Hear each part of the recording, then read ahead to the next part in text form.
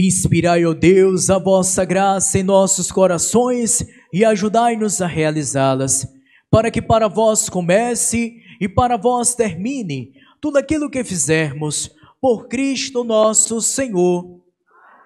Por Cristo nosso Senhor. Amém. Queridos irmãos, com a segunda vela acesa, nós galgamos um outro passo na penumbra da fé. Nós, mesmo na penumbra da fé, damos outro passo na direção do Senhor. E eis que cada vez mais se aproxima de nós o tempo do Santo Natal. O tempo do Santo Natal é tão esperado por nós e deve fazer palpitar o nosso coração de uma forma diferente, porque é uma das maiores festas da nossa fé. É o dia em que a salvação tomou a nossa afeição. O dia em que a salvação tomou para si o nosso jeito de ser para nos salvar.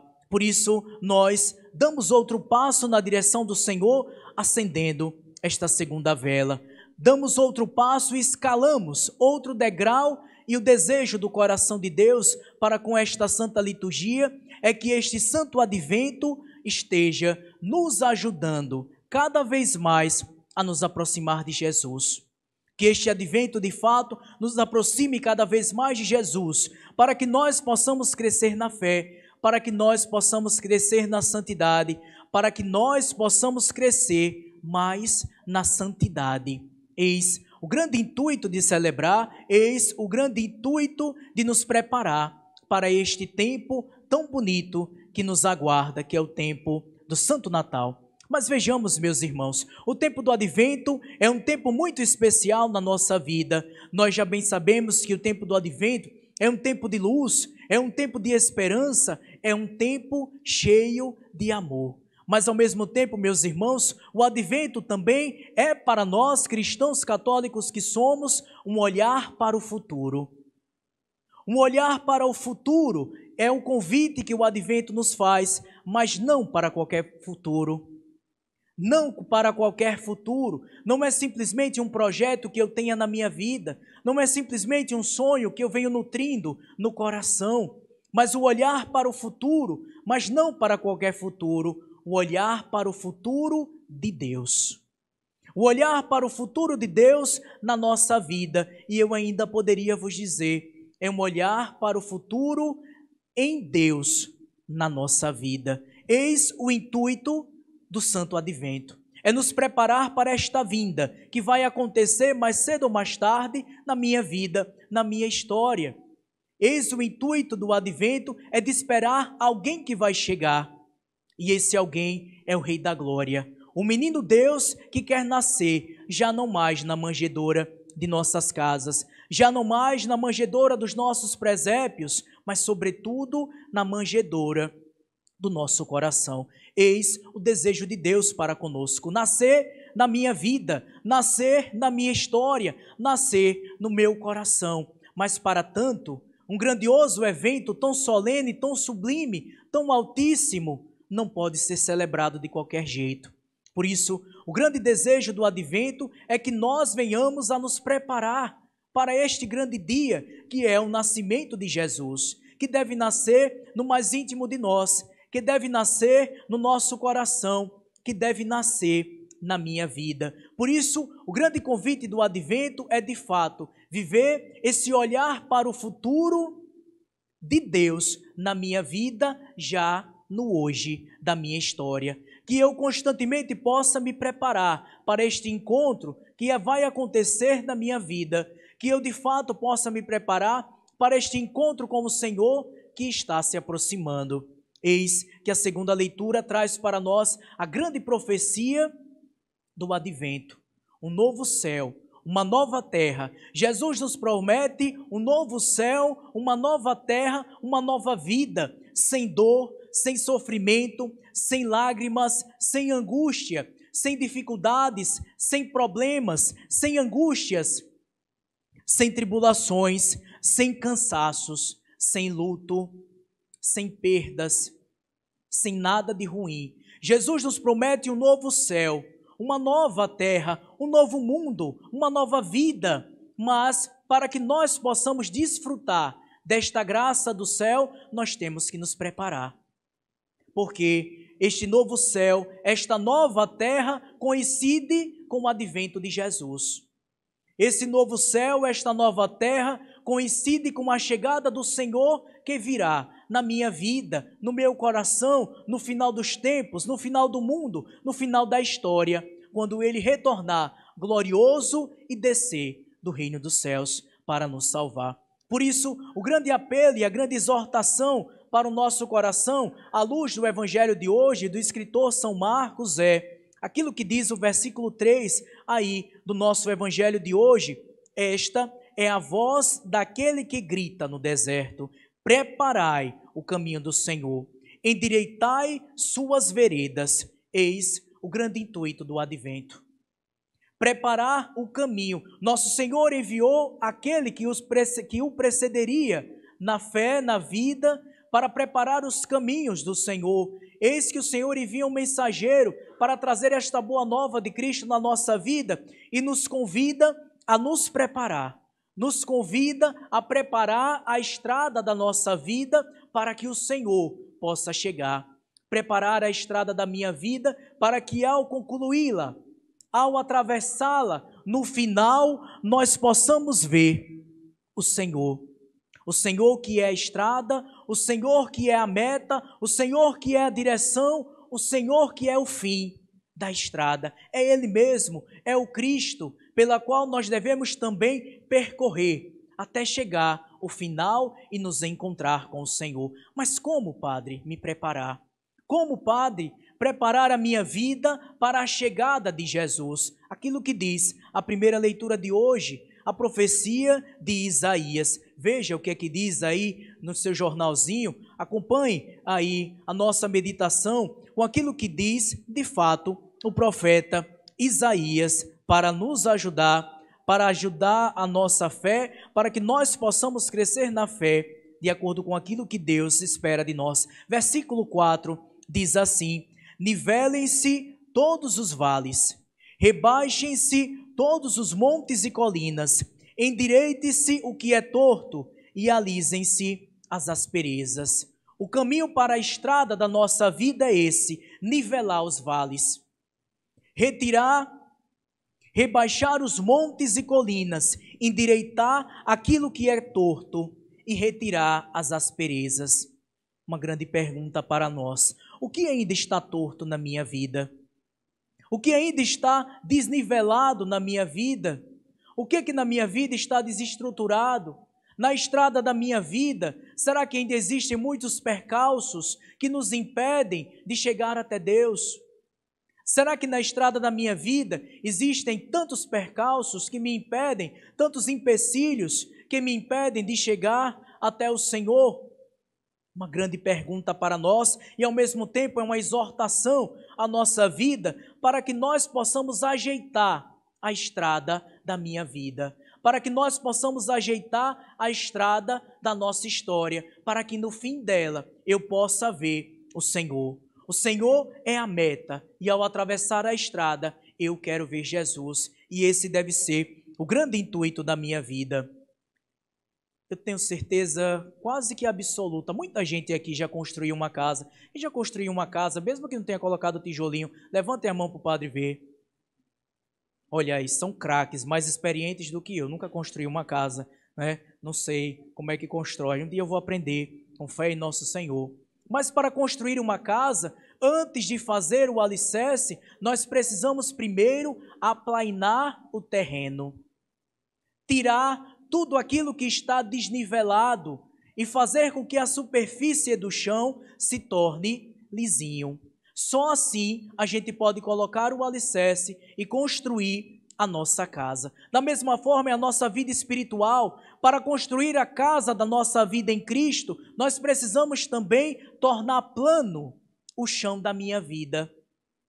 Para que eu possa edificar a minha casa, a casa da minha vida em Jesus, eu preciso tirar tudo aquilo que é torto, tudo aquilo que está em excesso, tudo aquilo que está destoando na estrada, nivelar os vales da minha vida, rebaixar os montes da minha vida, as colinas da minha história e endireitar o que é torto, para que tudo possa se tornar plano, para que a superfície possa se tornar plana e assim eu edificar a minha casa, a casa da minha vida em Jesus. A primeira leitura, essa profecia de Isaías, ela quer nos chamar a atenção para um grande fato: retirar os excessos. Os excessos estragam o caminho. Os excessos atrapalham a estrada. Tudo aquilo que está fora daquilo que deveria ser, nós precisamos tirar e esvaziar. Tudo aquilo que de fato não está indo bem na minha vida. Tudo que está torto, tudo o que está desnivelado. Retirar os excessos da minha vida. Mas para isso eu preciso olhar para mim e me perceber diante de Deus a estrada da minha vida. Como está esse caminho que eu estou trilhando para encontrar o Senhor? O grande convite deste Santo Advento é de mergulhar dentro do nosso ser e perceber aquilo que está errado. Olhe um pouquinho para a gente. Será que os excessos da minha vida não são na nossa cabeça? Nós percebemos neste século 21 as pessoas desta vida que muitas vezes parecem se perder nos seus pensamentos. Quantas vezes nos percebemos perdidos dentro de nossas cabeças, pensamentos em excessos, pensamentos demais, que muitas vezes faz com que a gente antecipe fatos, problemas, acontecimentos. Quantas vezes a gente se perdeu dentro de nós mesmos? Quantas vezes os nossos pensamentos nos roubaram? As nossas preocupações nos afligiram? Quantas vezes eu sofri por antecedência? Quantas vezes eu sofri sem necessidade porque fiquei cogitando coisas na minha cabeça, coisas que não aconteceram, coisas que ainda não se concretizaram, mas desde já eu estou sofrendo. Retirar os excessos da minha vida. Retirar o excesso de pensamentos, sobretudo aqueles negativos, que muitas vezes fazem com que desencadeiem outras coisas dentro de mim. Tem gente que está sofrendo de véspera. Tem gente que está sofrendo antecipado. Tem gente que está sofrendo dobrado porque se perde nas cogitações da sua vida, nas cogitações dos rumos da sua história. Estamos nos perdendo dentro de nós. Muitas vezes a gente pensa tanto, que acaba abrindo janelas na nossa vida. Quantas vezes abrimos janelas no pensamento que fizeram com que a gente viajasse na maionese? Viajamos nos nossos pensamentos e muitas vezes abrimos portas para coisas que não prestam. Pensamentos ruins, pensamentos maledicentes, pensamentos dúbios, pensamentos contrários à vocação que o Senhor nos chamou. Casados, esposos, esposas, filhos, que muitas vezes, perdendo-se nos seus pensamentos, acabaram despertando desejos por coisas que não deveriam desejar, por coisas que não deveriam querer, por coisas que não deveriam nutrir. Mas muitas vezes nós estamos nos perdendo nos excessos de nossa vida. Que esta liturgia nos ajude a pedir a graça de uma mente sã, para que nós não nos percamos nos nossos pensamentos. Vamos tirar os excessos dos nossos pensamentos para que de fato nós possamos viver uma vida melhor, viver de acordo com aquilo que Deus espera de todos nós. Mas será que os excessos da nossa vida não estão no coração, nos sentimentos? Há algum tempo atrás, o padre conversava com um jovem e conversa vai, conversa bem. O jovem disse assim: olha, padre, o jovem do século 21, o jovem de hoje vive intensamente. O jovem deste dia é intenso em tudo o que faz. Se está alegre, é quase uma euforia. Se está triste, é quase uma depressão. Se ama, muitas vezes perde o controle dos sentimentos, do amor, que muitas vezes se transformam em obsessão. E isso já não se tornou tão distante da nossa realidade. Quantas pessoas dizem que ama, mas aprisionam o seu amor? Quantas pessoas são cativas dentro dos seus lares? Quantas pessoas estão aprisionadas dentro dos lares, dentro de casa? Quantas pessoas que perderam a liberdade em nome de um amor. Quantas pessoas cativas dentro dos seus lares, numa falsa identidade, numa falsa compreensão de amor. Amor que deixou de ser e se tornou obsessão. Será que o nosso amor é de fato aquilo que deveria ser? Às vezes também, isto também é típico do nosso tempo, as nossas raivas. Muitas vezes as nossas raivas por pequenas coisas se transformam em furacões, se transformam em tempestades. A raiva hoje se tornou sinônimo de ódio, de rancor, de destruição. Coisas tão pequenas e efêmeras se tornaram maiores do que o que deveriam ser. Será que os nossos excessos não estão no coração?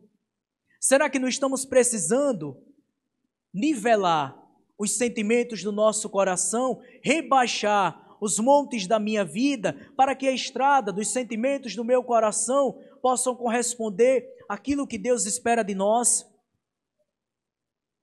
Como estão os seus sentimentos? Vivemos em tempos em que há um descontrole emocional gigante. As pessoas já não sabem mais lidar com suas emoções. As pessoas estão deixando se conduzir e viver à base de sentimentos. Os sentimentos nos controlam. Os sentimentos mandam em nós e muitas vezes nós agimos de forma instintiva. Nós não agimos de forma racional. Nós não agimos de acordo com a fé, mas nos deixamos conduzir pelas emoções do momento. Quantas vezes fizemos bobagem? Quantas vezes dissemos coisas à luz do momento? Quantas vezes fizemos coisas que nos arrependemos depois porque não soubemos nos controlar? Será que não está na hora de aplainar a terra do coração, os sentimentos do coração, a estrada da minha vida? Ou será que os excessos da nossa história estão no estômago? Muitas vezes, isso também é perceptível nos nossos dias, um vazio existencial que vem do coração. E porque muitas vezes o coração está vazio, a gente quer compensar o vazio do coração nas coisas. Quantas vezes a gente, para saciar o vazio da nossa existência, a gente recorre à gula? Quantas vezes a gente come sem ter fome? Quantas vezes a gente já não aguenta mais nem comer, mas a gente empurra comida para tentar saciar o vazio do coração. Só que, minha gente, o vazio do coração nada pode preencher, a não ser Deus. Uma outra coisa muito comum nos dias de hoje é também o consumismo. Tem gente que gasta não porque precisa, gasta para tentar suprir o vazio do coração. E aí se tornou compulsivo, um consumismo exacerbado na nossa vida, presente nos dias de hoje. A gente não compra porque precisa, mas a gente compra para tentar saciar o vazio da nossa existência. Quantos subterfúgios, quantas fugas, quantas compensações de um vazio que só Deus pode preencher. Só Deus pode preencher o vazio do nosso coração. Se não for nele, nada vai saciar o nosso coração. Se não for em Jesus, nada vai preencher o meu coração. Mas muitas vezes a gente quer colocar coisas, pessoas, lugares e circunstâncias dentro do nosso coração. Só que não cabe, porque o nosso coração, minha gente, é do tamanho do infinito. E o nosso coração sendo do tamanho do infinito, só o infinito cabe dentro de você. E quem é o infinito da nossa vida? Quem é que não passa, minha gente? Quem é que é eterno, minha gente? É quem? É Deus. Só Deus cabe no seu coração. Não coloque coisas, não coloque pessoas, não coloque lugares, não coloque nada. Não tente preencher o vazio do seu coração com coisas. E a gente vai adoecendo na cabeça, no coração, na vida, porque muitas vezes a gente procura coisas no lugar errado. Quais os excessos da sua vida? O que está fora da ordem? O que está desordenado na sua vida? O que está faltando aí? Uma boa dose de temperança. O que está faltando na sua vida? Uma boa dose de equilíbrio. O que está faltando na nossa vida? Uma boa dose de uma justa medida em Deus para todas as nossas ações, para o nosso pensamento, para os nossos sentimentos, para aquilo que a gente deseja, para as coisas que a gente quer. Vamos pedir a Deus que ilumine a nossa vida. Vamos pedir a Deus que ilumine a nossa história. E o Senhor nos dê a virtude da temperança para saber viver. Toque a sua cabeça, coloque a mão na sua cabeça assim. Vamos pedir a Deus a luz do Espírito Santo para que o Senhor toque a nossa cabeça e nos dê paz. Que os nossos pensamentos se acalmem. Que tanta bobagem que a gente pensa também nos deixe em paz, para que a nossa mente possa alcançar a paz divina. Toque um pouquinho o seu coração. Vamos pedir também ao Espírito Santo que nos dê a virtude da temperança nos nossos sentimentos, nos nossos temperamentos, na nossa forma de ser e de agir, para que nós possamos ser melhores. Onde é que está faltando colocar temperança? Peça a Deus. Peça a Deus que coloque temperança na sua cabeça, nos seus olhos, na sua língua, no seu coração, nas suas mãos, nos seus pés, na sua vida de um modo geral, para que ao sair dessa Eucaristia nós possamos alcançar esta graça de construir a nossa vida em Deus, de renovar a minha vida para que no Santo Natal eu possa ser uma pessoa diferente. Peça essa graça a nosso Senhor. Peça essa bênção a nosso Senhor, pela intercessão de Nossa Senhora, a Rainha da Esperança, para que nós possamos ser outras pessoas. Por fim, meus queridos irmãos, pode abrir os olhos para não cochilar na fé. O padre falando assim, né? Um ar-condicionado tão bonzinho desse jeito, o friozinho dá aquela vontade de dar um cochilo, né? Mas não cochile agora não, só falta mais uma coisa, tá bom? E o padre já vai encerrar. Por fim, por que fazer esta estrada? Para que percorrer esse caminho? Por que endireitar aquilo que é torto na minha vida? Por que nivelar os vales, rebaixar os montes e as colinas e alisar todas as asperezas da minha vida? Para quê? Por que fazer isso? Porque o Senhor nos prometeu um novo céu, uma nova terra, um novo mundo, uma vida feliz, mas para isso eu preciso me preparar para ela, porque o Senhor vai chegar e Ele tem pressa. Disse, né? A segunda leitura de hoje mostra que o Senhor tem pressa. Veja o que é que diz o versículo 9 da segunda leitura de hoje da carta de São Pedro. O Senhor não tarda a cumprir sua promessa, como pensam alguns, achando que demora. Ele está usando de paciência para convosco. O Senhor espera a nossa conversão. O Senhor pacientemente espera a nossa conversão. Mas imagine o que seria de nós se Deus não tivesse paciência comigo e contigo. Já pensou se a paciência de Deus acabasse? Mas quantas vezes a nossa paciência termina tão fácil?